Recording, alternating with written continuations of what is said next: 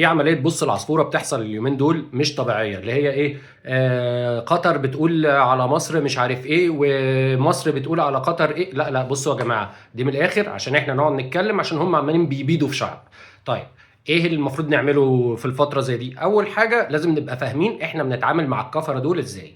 طيب، في القران ان لو في طائفتين من المؤمنين اقتتلوا، شوف مؤمنين، اتنين مؤمنين، اوكي، هتعمل ايه؟ هتخش تصلح ما بينهم. بعد كده لو واحده طغت بتعمل ايه؟ بتحارب اللي طغت حتى تفيق. لو فاقت خلاص ما فيش. طيب، دول اساسا مش مؤمنين، دول كفره. طب هل احنا علينا حاجه للكفره؟ لا. الكفره بالنسبه للمسلمين طول ما هو ما حاربكش في الدين، يعني باللفظ، اوكي، عشان ده اللي مكتوب في القران، لو ما حاربكش في الدين ربنا ما بينهكش عنه.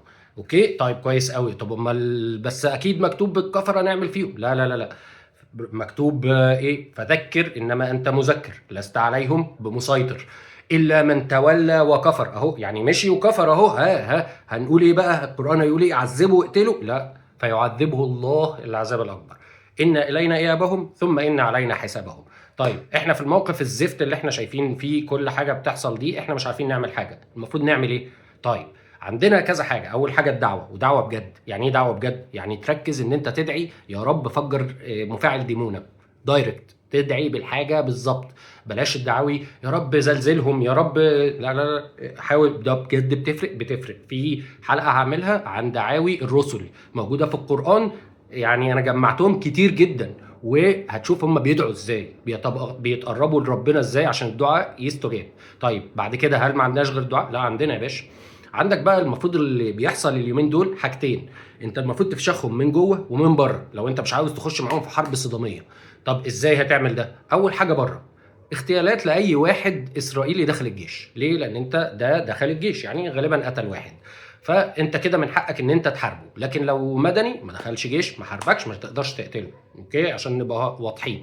فاحنا في حاله حرب، فكل الدول اللي في العالم عمليه هنا على عمليه هنا على عمليه هنا على عمليه هنا، صباح الفل هتلاقيهم مرعوبين بره. وهيعملوا ايه؟ هيكلموا اللي جوه يقول لهم يخرب بيوتكم، ايه المجنون ده مش هيوقف ولا ايه؟ وجوه تلعب بقى معاهم اللعبه التانيه، اللعبه اللي هم بيحبوها، اللي بيلعبوها معاك، الفلوس يا باشا.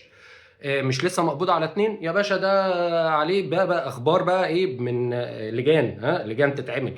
ده سارق 35 مليار. ايه ده اكتشفوا على اللابتوب بتاع نتنياهو انه ليه حسابات بره ب 60 و70 مليار. تلاقي الناس قامت هتاكله. حرب مش حرب، انت حرامي، خلاص خلصنا.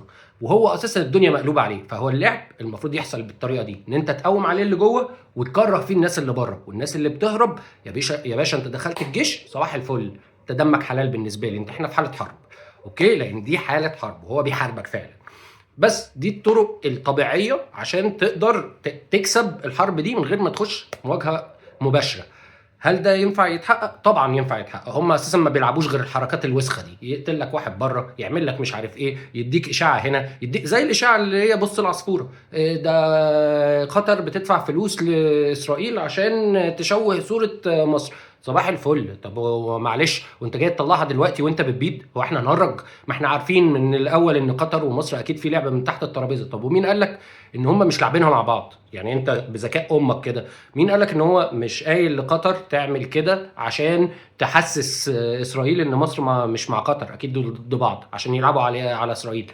في مليون حاجه، وللاسف في الفتره دي فعلا لازم تبقى الاخبار شبه معدومه. يعني مش عشان حاجه، لان دي استراتيجيز حرب. اي حاجه تعملها مش لازم تتفاخر ان انت عملتها، اعملها من سكات، اعملها من تحت الترابيزه، لبس من تحت الترابيزه. نتنياهو سهل قوي يروح. ليه؟ لانه الاخ عنده مبادئ ان هو يحتل الوطن العربي كله. هو اوريدي حط رسمها وحطها على كتف الجنود، حطيتها على كتف الجنود بمصر يا حبيبي. ده اتجنن اتهبل ده. طب خليه يجرب يخش، واقسم بالله الموضوع هيبقى اسهل مما يمكن. بالنسبه لبتوع بره، في سلاح ب 50 دولار حطه عندي كاكزامبل، يقدر يتعمل، اي حد يعرف يعمله، ما فيهوش اي نوع من انواع التكنيكاليتيز. بره تك تك هيموت وخلصنا. اقعد بقى خليهم ايه هم اللي يقلبوا عليه، لان دي الحاجه الوحيده اللي هو مش هيقدر يتعامل معاهم زي ما بيتعامل مع الفلسطينيين. بس فانت تلعب على الحته اللي ماسكاه، هي دي. لو لعبت على دي دايما هتفضل كسبان. ده وجهه نظري يعني. لو في حد عنده اراء تانية يا ريت زودوا يا جماعه. احنا اكيد الحاجات دي في ناس هتشوفها وتوصلها لحد عنده قدره ان هو ينفذ الكلام ده وممكن يعمله، يعني سبحان الله ما حدش عارف. قشطه.